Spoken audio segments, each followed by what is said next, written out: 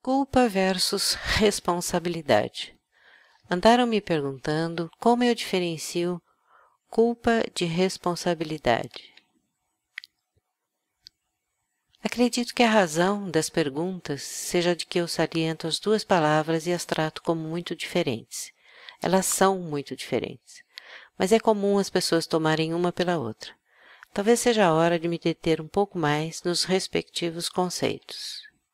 Vejamos o que o Oz tem a dizer a respeito. Note as palavras sublinhadas a respeito da palavra culpa.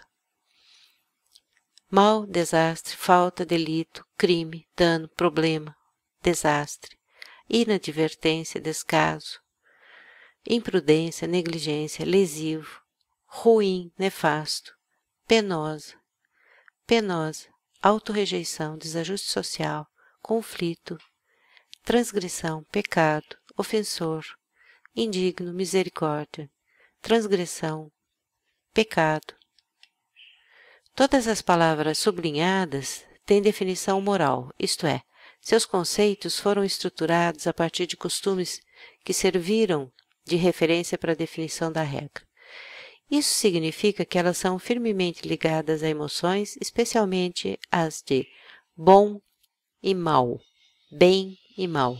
São definidas como parâmetros para cada povo, cada raça, cada religião e têm diferenças entre os povos de cada região.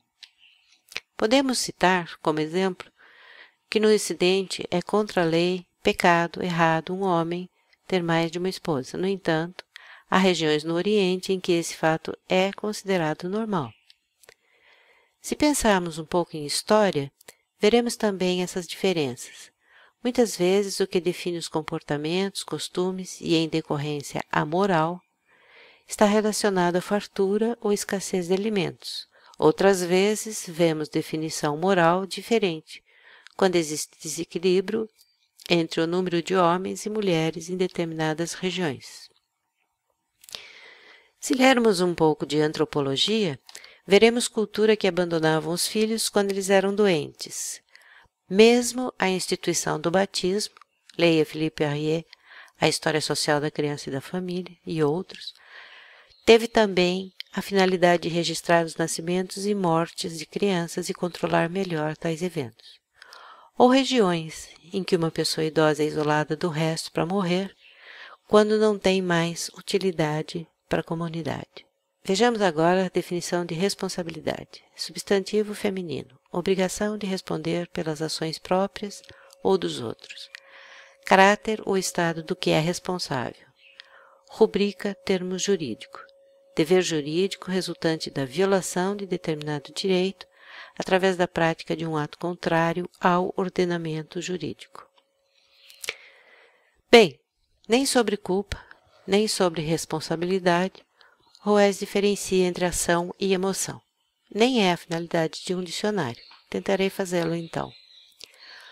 Olhando quantitativamente para a palavra culpa, podemos notar pelo menos 27 palavras com conotação moral e sentido emocional.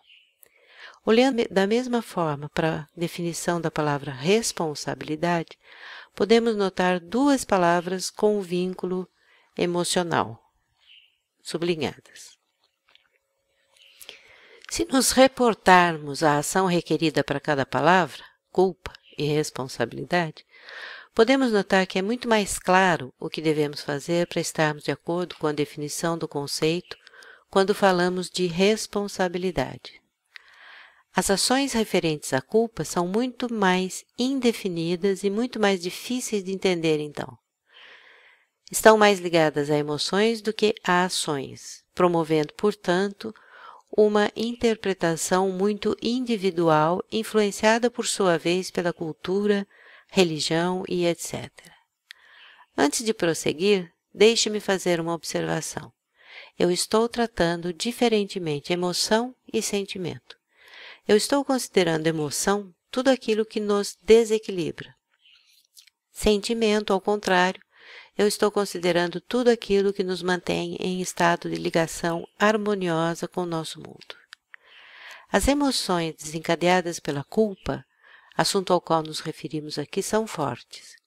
A cultura fala de culpa apontando o dedo acusador, mas fala de responsabilidade ensinando com paciência e cuidado. Ações e emoções normalmente desencadeadas pela culpa. Sentir a culpa normalmente nos leva para um estado de angústia. A intensidade da angústia está relacionada à consideração do nível de gravidade daquilo que foi atribuído como culpa ao sujeito. O pensamento do que se sente culpado gira em torno da expiação da culpa, gira em torno de como se redimir. O remédio que é oferecido a ele para isso é a autodestruição. Uns escolhem a autodestruição lenta, outros escolhem a autodestruição mais rápida. Estou chamando de autodestruição toda a estrutura desse pensamento que provoca o mal-estar. Tem pessoas que desencadeiam desde uma simples dor de cabeça, dor de estômago, até uma doença mais grave.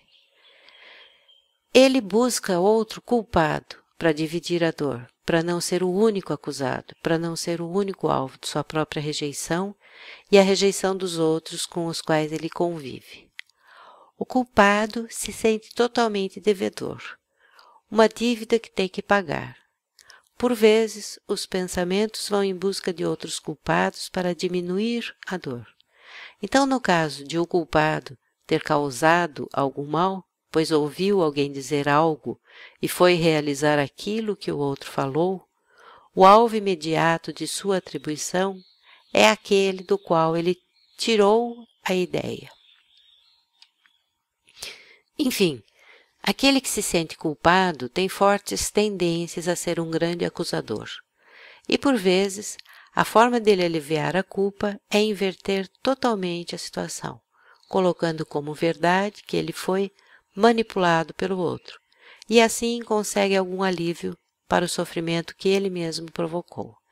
Ele passa de ofensor a ofendido e de causador a vítima.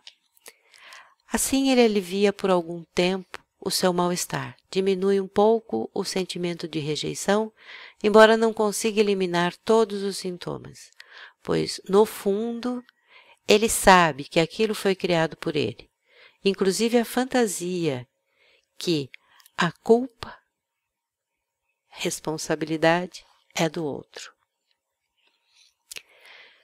Decorrente disso, o culpado, agora vítima, alivia a culpa e ao mesmo tempo despoja-se de si mesmo, pois tem que entender que essa transferência o despersonaliza. Nesse caso, não culpa, não ser, não existir, não significar. Imagina agora esse processo repetido por vários anos durante uma existência. Ações desencadeadas pela responsabilidade.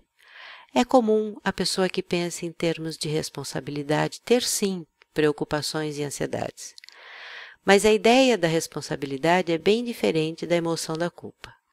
A ideia da responsabilidade abre o pensamento para ações futuras, para sentimentos de realização, para sentimentos de orgulho de si mesmo.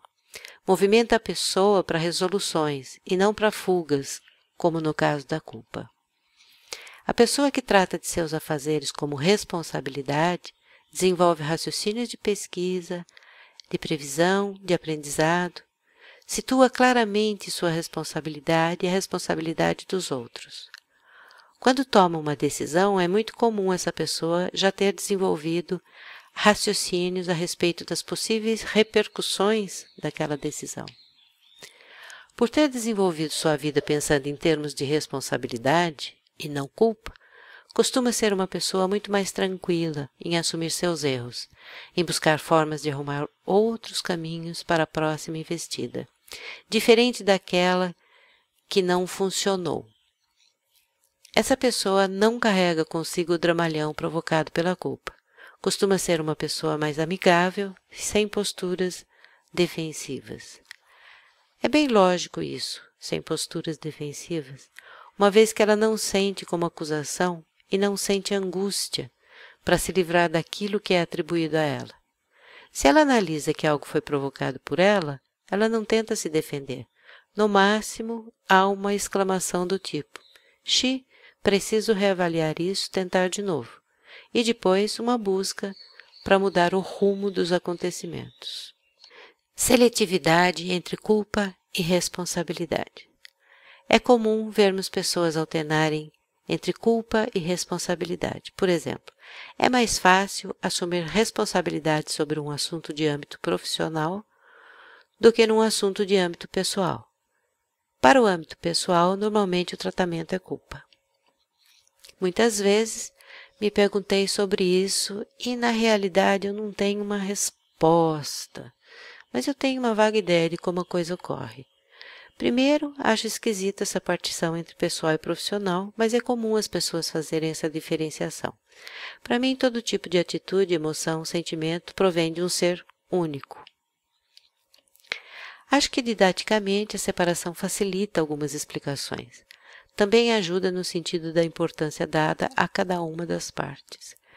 É muito mais valorizado o ser que sofre com a culpa do que o ser que resolve facilmente suas questões sem sofrimento. É muito mais indicativo de envolvimento emocional entre nós quando uma pessoa sofre, do que quando ela não sofre para resolver questões. É muito mais valorizado socialmente aquele que, embora tenha alcançado o mesmo nível de desenvolvimento de outra pessoa, sofreu mais adversidades do que a outra. Certamente o assunto não se esgota aqui, mas para uma primeira abordagem está de bom tamanho. Muitos artigos que eu leio tendem a dar conselhos a respeito de como agir e como mudar o rumo do pensamento. Não o farei aqui, fica para outra ocasião. O entendimento da diferença entre cada conceito é de suma importância para eventuais propostas de mudança. Espero tê-lo conseguido aqui. Encontro você em outros artigos a respeito desse e de outros assuntos. Escreva para equilibriocursos@gmail.com e muito obrigado por nos assistir.